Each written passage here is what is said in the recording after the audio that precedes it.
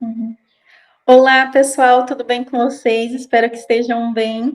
Então, animados para estudar biologia? Eu sou a professora Maria Eduarda e vou estar estudando com vocês o filo Porífera. É o filo mais simples que nós temos, tenho certeza que vocês vão achar bem tranquilo de estudar. Então, vamos lá. Então, zoologia de invertebrados é, possuem animais invertebrados. E o que são animais invertebrados? São animais que não possuem coluna vertebral. Invertebrados, vértebras, que não possuem vértebras. Então, o filo Porífera se encontra as esponjas, ou os espongiários, que é a mesma coisa. São animais muito simples, como eu disse, e foram os primeiros animais a surgir na Terra há mais ou menos 560 milhões de anos atrás. Então, como vocês podem ver aqui no cladograma, ó, não possuem tecidos e não possuem celomas. Ó, o primeiro porífero, o primeiro filo aqui antes de quinidários. Então, algumas características porífero que vem de poros, então possuem o corpo formado por poros. Aqui tem um desenho do Bob Esponja, a inspiração foi inspirada nos poríferos, nas esponjas, mas como vocês vão perceber, o Bob Esponja é muito simétrico para ser uma esponja, porque a maioria das esponjas são assimétricas. Então, as esponjas são sésseis, elas ficam fixas no fundo do oceano, no fundo do mar. Então, elas não se movimentam, ficam fixas. Mas como elas se alimentam, se estão fixas? Logo nós vamos ver.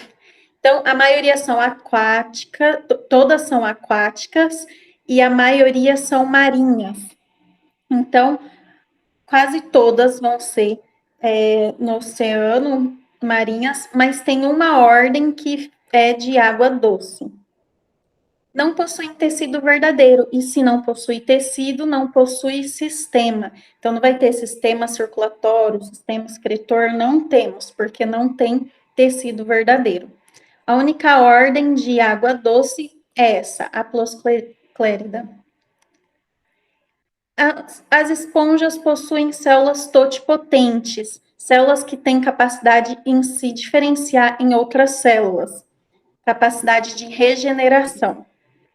A principal das células que tem as esponjas é os coanócitos.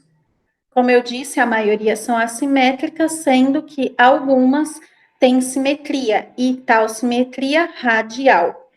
Aqui uma comparação, né? O ser humano tem simetria bilateral, ó, consegue dividir em duas partes. Aqui uma hidra, que também tem simetria radial, e a esponja, que tem essa simetria radial, que é como consegue estar ali dividindo.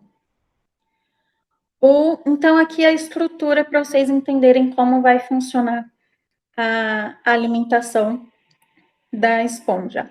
A água, ela vai entrar por meio desses poros e o fluxo de água vai ir para cima, saindo pelo ósculo. Essa parte interna aqui é chamada de espongiocele e os coanócitos com os flagelos vão auxiliar esse fluxo de água. Então, quando a água passa por esses coanócitos que ocorre a filtração, a alimentação. E essa alimentação é do quê? Das partículas suspensas ali na água, que vão ser algas ou protozoários. Então, aqui o coanócito com o flagelo, que vai estar auxiliando, impulsionando o fluxo de água. Então, começar por essa estrutura, a célula que é o coanócito. A água vai entrar no coanócito, essa água, junto com as partículas que foram filtradas, vai ir para os váculos digestivos, que é onde vai ocorrer a digestão. Lembrando que a digestão é intracelular, é dentro da célula. E depois essas partículas foram para os vacúolos digestivos, vai ser encaminhado para os amebócitos, e os amebócitos vão direcionar para outras partes da esponja o que foi filtrado. Então, os coanócitos são células flageladas, que vão fazer o revestimento interno, ó, como vocês podem ver, os coanócitos estão aqui na parte interna,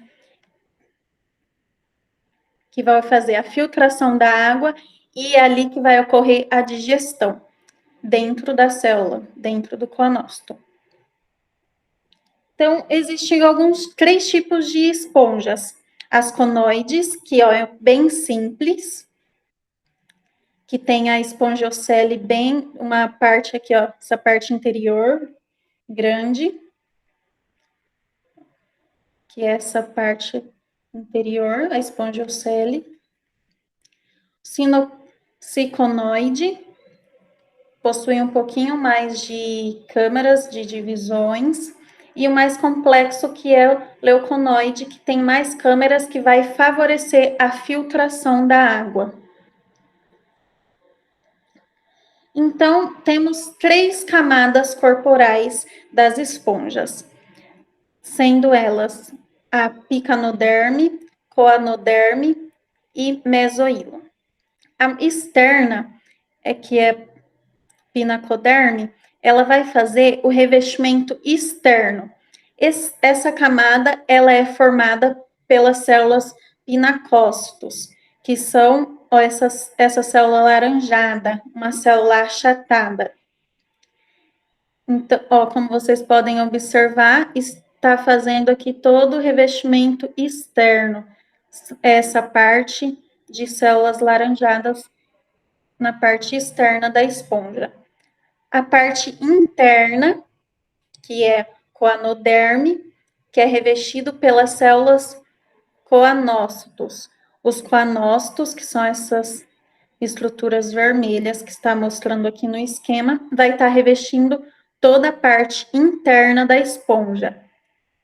E a última camada, mesoílo, meso de meio, vai ser algo parecido com o tecido conjuntivo, que é onde vai estar se fixando algumas estruturas, como os amebócitos, esse verde aqui do ladinho, e as espículas. Então, mesoílo, a camada do meio da esponja. Os amebócitos, eles têm capacidade de regeneração. Eles conseguem se diferenciar em outras células, que os amebócitos vão estar fixados no mesoílo. E as espículas, que também vão estar na camada do meio da esponja, ela tem função de sustentação, como se fosse um esqueleto. Esqueleto esse formado de carbonato de cálcio e sílica. Então, revisando todas as células que possuem na esponja. Os pinacócitos, que vai fazer o revestimento externo. Então, os pinacócitos, esses daqui, que vai estar revestindo a parte externa.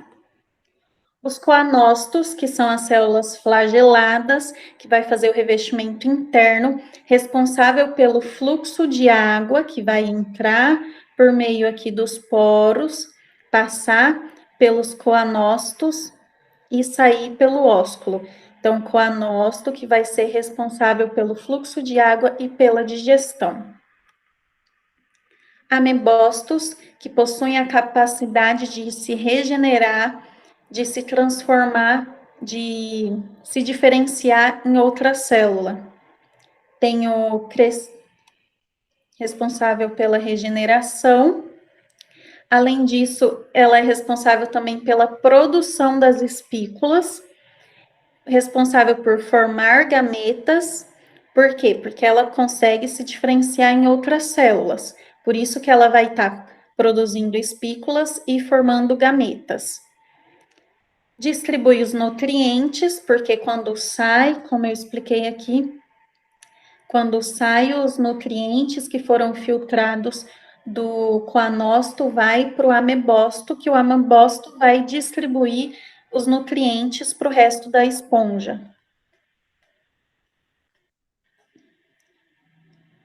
Distribui nutrientes e, como não tem sistema excretor, também é responsável de pegar as excretas e eliminar pela espongiocele. Então, os amebócitos vai pegar as excretas e jogar aqui na espongiocele para ser eliminado. Excretas, tudo que não presta, que tem que ser eliminado da esponja.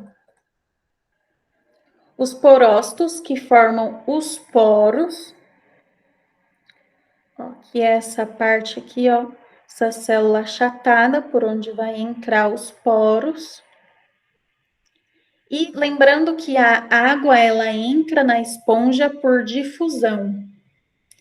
As espículas, que vai estar aqui no mesohilo, na parte do meio da esponja, na camada do meio, as espículas, que são formadas de cálcio e sílica, e algumas possuem espongina, que são estruturas feitas de fibras colágenas, mas a espongina não é uma célula. Algumas pessoas pegavam esponja, deixava secar para tomar banho. Então, é uma estrutura dura e que não é célula. Então, só revisando aqui, os tipos de células.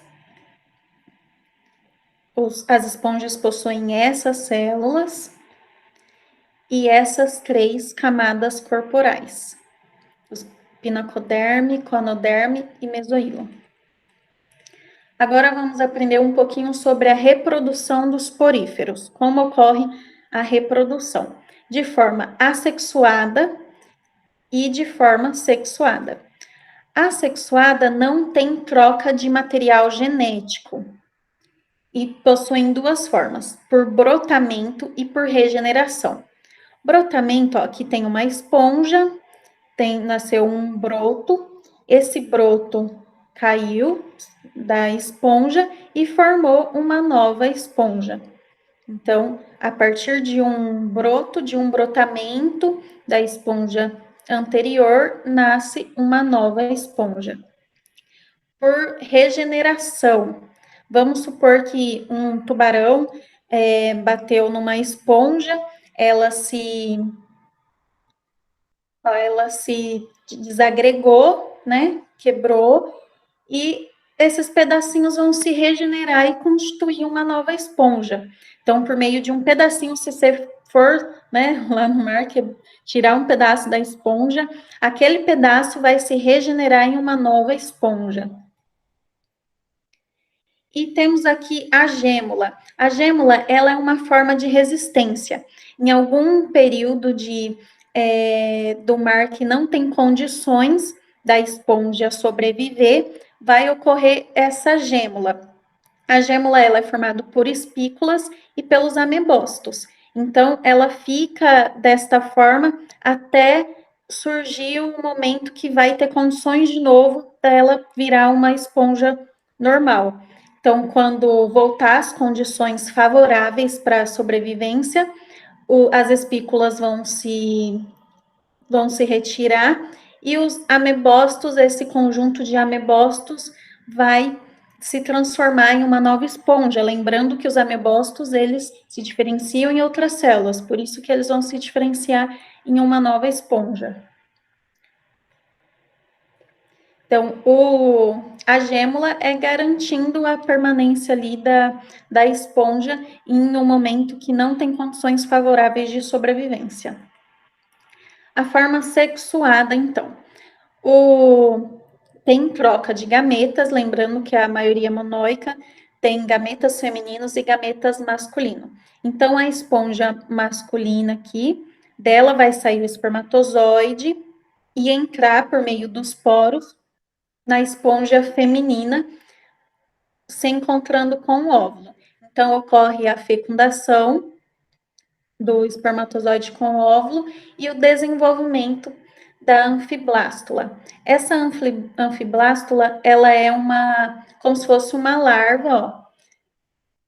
Essas células possuem células ciliadas que vai ficar ali se movimentando até encontrar um substrato para ela se fixar. Se fixando no substrato, vai se desenvolver e formar uma nova esponja. Então, essa é a forma assexuada. Possuem fecundação interna e externa. Então, só revisando, reprodução dos poríferos por meio de brotamento, que é o broto, por meio de regeneração, que é que por meio de um pedaço de esponja consegue se regenerar em uma nova esponja, e por meio de reprodução sexuada, que é tendo troca de gametas. Então é isso, espero que tenham entendido um pouquinho desse filo, do nosso primeiro filo aí de animais, e até a próxima Equinodermos.